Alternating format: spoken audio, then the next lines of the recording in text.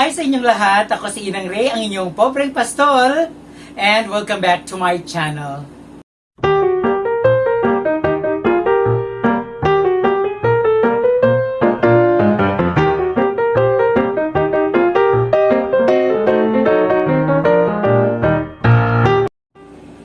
Ayan mga kapastol, nakita nyo na ako na walang eyeglasses. Okay, para maiba naman for a change lang. Okay, dahil sa oras na to, hindi tayo magluluto, hindi rin ako magta-travel. Okay? Kung bakit ako magba-vlog ngayon ay gusto ko lang magbigay ng konting information, baka lang sakaling makatulong din ako sa mga katulad kong dati ay skeptical.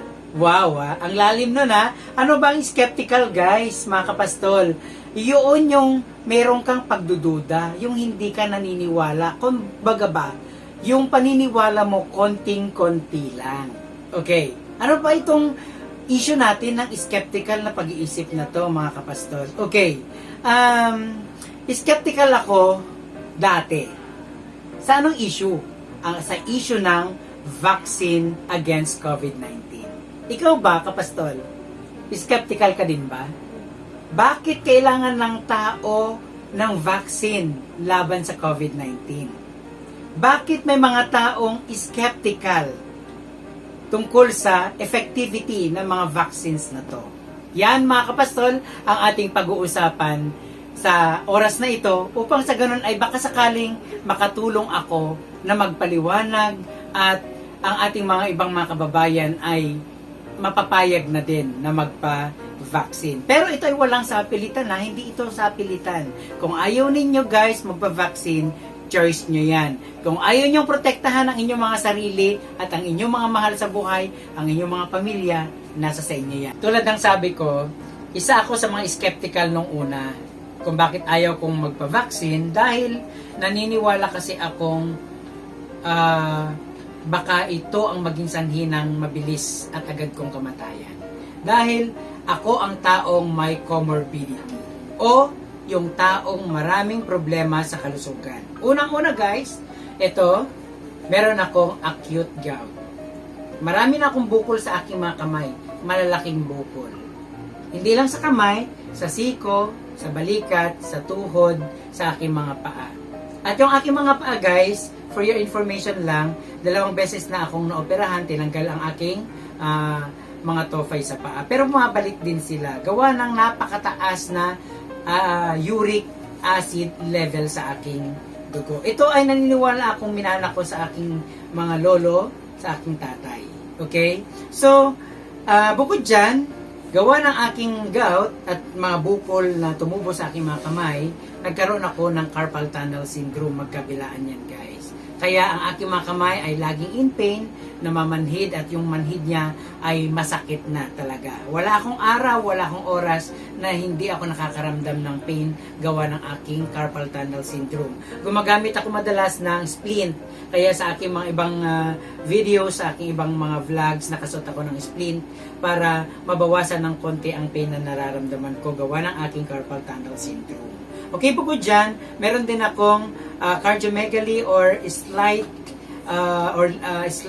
enlargement of the heart. Okay? So, may problema din ako sa kidney at napakarami kong mga maintenance na gamot.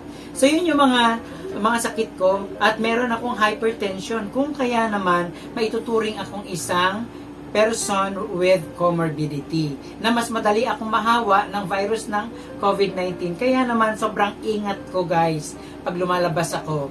Kaya yun yung mga naging dahilan ko kung bakit ayoko na magpa-vaccine sa kabila ng campaign ng government na mas priority ng gobyerno na mabigyan ng bakuna ang ating mga senior citizens at ang mga persons with comorbidity. Hindi kasi malawak ang aking pangunawa noong una dahil maraming mga kakilala ako, mga balitang naririnig ko sa radyo, napapanood ko sa TV na sa kabila ng kanilang pagpapabakuna ay nagkakasakit pa rin sila, nakakasagap pa rin sila ng virus. Na iba yung paniniwala ko dahil kulang ako sa information. Okay? So, yun ang dahilan kung bakit skeptical ako sa pagpapabakuna laban sa COVID-19.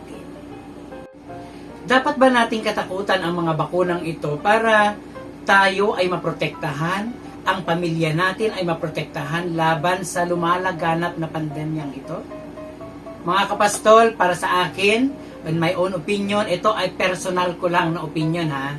Wala kang dapat ikatakot sa epekto ng bakuna na ini-inject sa bawat tao. Dahil hindi naman gagawin ng gobyernong bakunahan ang lahat ng mga tao para mamatay, kundi mapigilan ang paglaki at paglaganap ng virus ng COVID-19.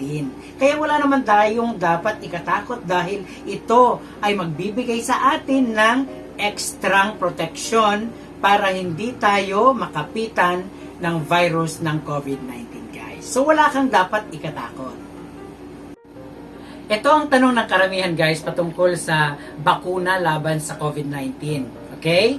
Ang tanong nila ay ganito, kapag daw ba ang tao ay nabakunahan na, complete na ang kanyang vaccine against COVID-19, ay ligtas na daw ba siya sa virus? Actually, guys, sa aking personal na opinion, hindi ako doktor, hindi ako eksperto sa bagay na to, pero sa aking paniniwala at sa aking understanding, kapag ikaw ay may kumpleto ng bakuna laban sa COVID-19, ay hindi ka naman ligtas. Ibig sabihin, hindi ka excuse na makapitan.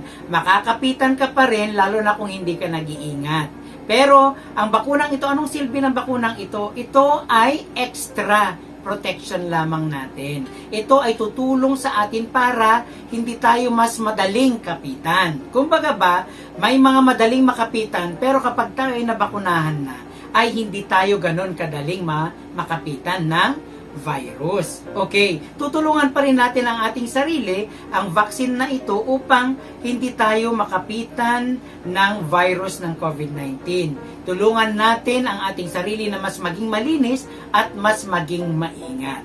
So maliwanag yun, guys ha. Sa aking opinion, hindi yan total protection, kundi extra protection lang natin para sa ganon ay mas maiwasan natin na makapitan tayo ng ating pamilya ng virus ng COVID-19.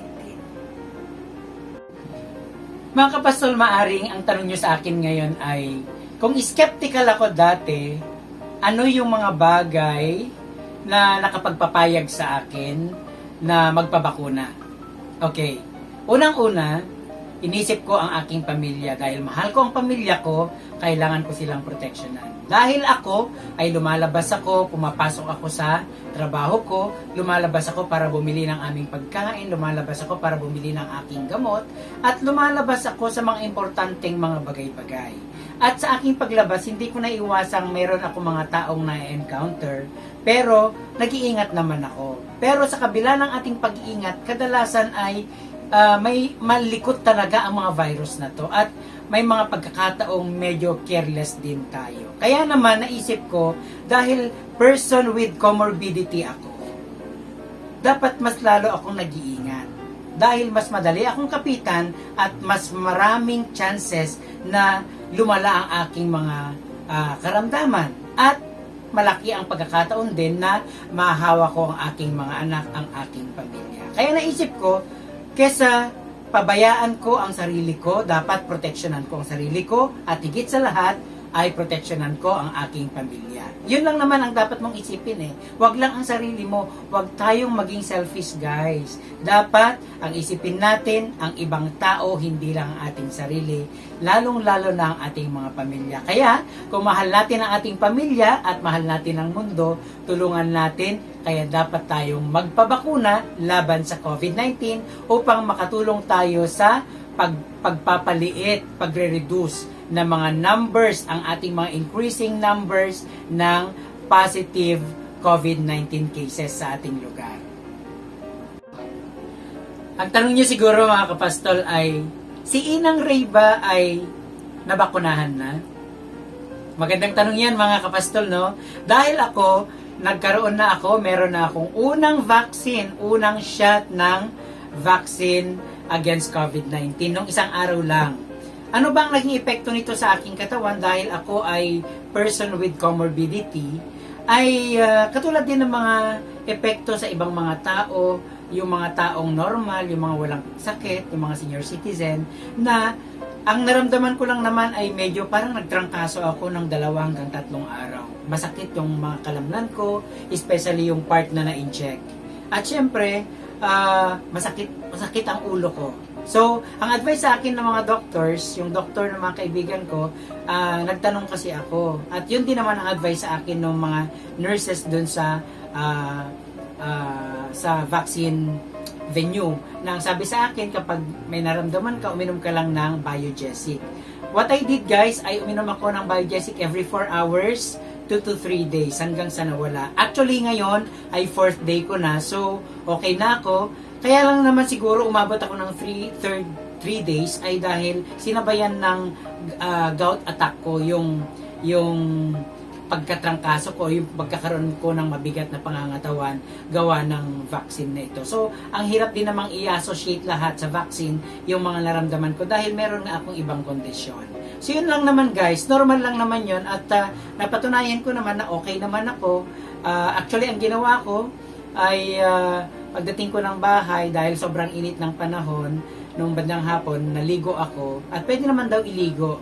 And so far, okay naman na ako on my 4th day. So, wala namang dapat ikabahala dahil yung iba, syempre natural, dahil vaccine yun against COVID-19, minsan napaka-paranoid na natin mag-isip.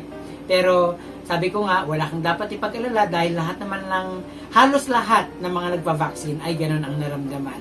Actually, ang vaccine na tinanggap ko ay AstraZeneca dahil yun lang naman yung available na gamot nung panahon na nagpapavaksin ako. Actually, I am not in a position para mamili ng anumang ibabakuna sa akin laban sa COVID-19 na to guys, no? Dahil ginagawa lahat ng gobyerno para sa atin, sa ating lahat na mamamayan na para iligtas tayo at tulungan ang ating mga pamilya na makaiwas sa COVID-19 na ito na lumalaganap at syempre ay nakamamatay naman talaga. Okay? At ang isa pang dahilan ko kung bakit ako nagpabakuna ay palapit na lang palapit sa akin yung mga tinatamaan ng COVID-19, yung mga namamatay, mga katrabaho ko at mga malalapit kong kaibigan. At ayaw kong dumating ang pagkakataon na ganun din ang mangyari sa akin. Kaya naman nakapag-decide akong magpabakuna na agad para maiiwas ko ang aking sarili, lalo na ng aking pamilya sa COVID-19.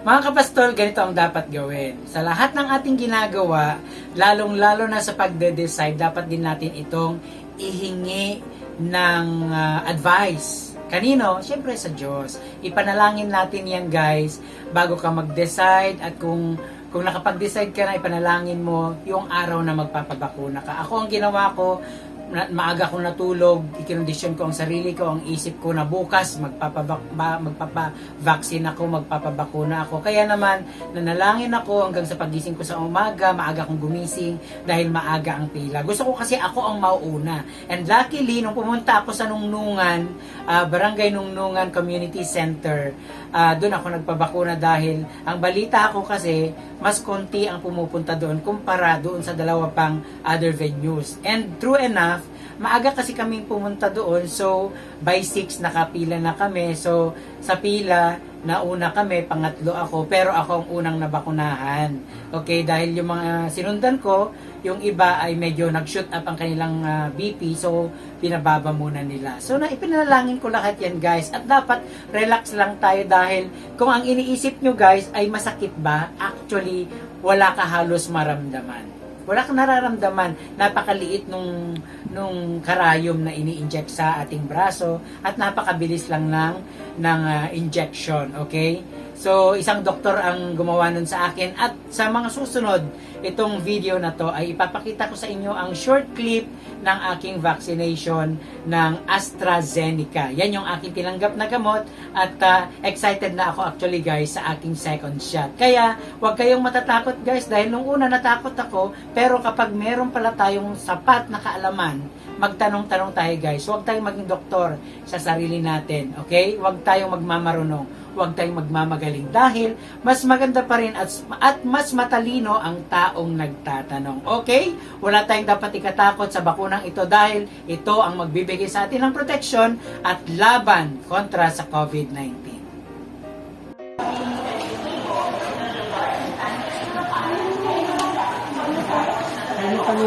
Yes,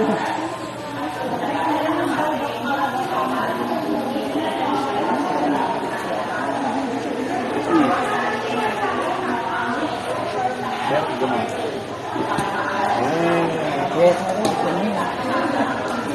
Panalawa ka. Homeless eh.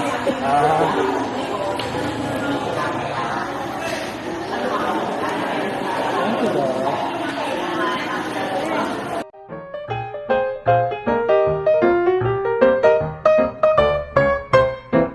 Ayan guys, nakita nyo, napanood nyo ang short clip ng aking bakuna, ng aking vaccination laban sa COVID-19 nung isang araw lang. At nakikita nyo naman sa facial expression ko na wala naman akong maramdaman na sakit nung in-inject ako. Okay? So guys, sana ay nakapagbigay ako sa inyo ng information at sana ay nakapagbigay ako sa inyo ng rason para magpabakuna na rin kayo upang maproteksyonan nyo ang inyong mga sarili, ang inyong mga pamilya laban sa lumalaganap na pandemya. Tulungan natin guys ang ating gobyerno sa kanilang campaign na labanan ang COVID-19 sa pamamagitan ng pagpayag natin na tayo ay mabakunahan. Abangan natin ang mga anunsyo ng ating mga gobyerno kung kailan ulit ang mga schedules ng vaccine sa ating mga barangay upang sa ganon ay tayo ay magkaroon ng pagkakataon na makakuha ng bakuna. Libre po ito, huwag tayong maging skeptical katulad ko nung una dahil sa ibang lugar, yung mga may pera ay bumibili sila ng sarili nilang mga gamot para sila ay mabakunahan. Samantalang tayo, ang ibinibigay ng gobyerno ay libre. So, sana ay i-grab natin ang opportunity na ito at proteksyonan natin at pangalagaan natin ang ating mga sarili at ating mga pamilya guys. At tulad ng sinabi ko, ito ay extra protection lamang at dapat nating tulungan pa rin ang bakunang ito upang layuan at iwasan ang virus ng COVID-19 sa pamamagitan ng palagi ang paglilinis ng ating mga kamay, ng ating katawan, maligo araw-araw, magugas ng mayat maya, at syempre, ugaliing magsuot parati or palagi ng face shield at face mask, lalong-lalo na kung tayo pumupunta sa mga pampublikong mga places, sa palengke, o kaya naman sa ating mga trabaho. At syempre, ay gumamit ng alcohol na madalas upang sa ganon ay maiwasan natin ang pagkapit sa atin ng virus at huwag hawakan ang ating mga mata, ang ating mga ilong, ang ating mga bibig at lagi nating practicein ang social distancing. At sana naman ay sundin natin ang pakiusap sa atin ng ating gobyerno na kung wala naman tayong mahalagang lakad sa labas, wala tayong trabaho sa labas, aba naman mga kapastol, stay home lang tayo ha. Stay at home lang tayo palagi upang sa ganon ay makaiwas tayo sa lumalaganap na pandemya. At sa ganon ay wag nating mabigyan ng pagkakataon ang virus na to na pumasok sa ating mga pamamahay, na pumasok sa ating mga pamilya. Okay? So, iwasan natin ang virus ng COVID-19, proteksyonan natin ang ating mga sarili at ang ating mga pamilya sa pamamagitan ng pagpapabakuna laban sa COVID-19. Maraming salamat mga kapastol. Hanggang sa muli.